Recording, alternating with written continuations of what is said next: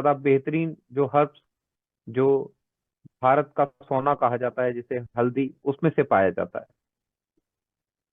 बात अमूमन अक्सर वो आ जाती है, आज भी लोगों के पास में ये नॉलेज नहीं है कि हम हल्दी भी तो खा सकते हैं। अगर आप हल्दी खा सकते तो शायद कुर्क्यूमिन को इजाद करने की कोई जरूरत नहीं थी।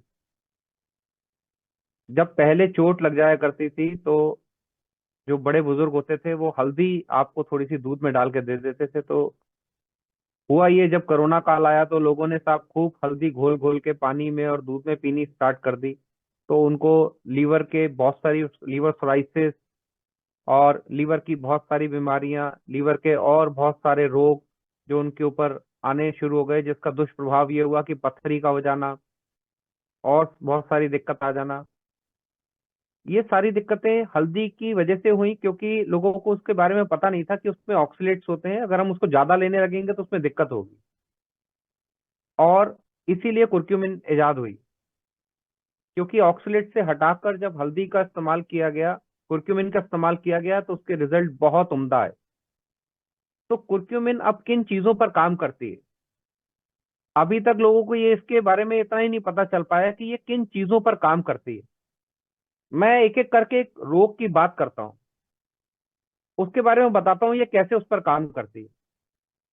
आजकल आपने देखा होगा कि मेटाबॉलिक सिंड्रोम्स की इतनी बड़ी डिजीजेस हमारे सामने देखने को मिल रही है। अमूमन आपने न्यूज चैनल्स में ये देखा होगा कि एक बच्चा लिफ्ट खोली, लिफ्ट से बाहर आया और आते ही वो गिर पड़ा, क्या हुआ, डेथ हो गई। What is this? पेपर दे के घर पे आया, पढ़ रहा था, एकदम से नीचे गिरा, उसकी डेथ हो गई। 35 साल का बंदा बाइक से उतरा, अंदर जाने लगा, नीचे गिरा, डेथ हो गई। ये सब क्या था? ये सब था हमारे ब्लड में क्लॉटिंग को होना, मेटाबॉलिक सिंड्रोम जिसे कहा जाता है।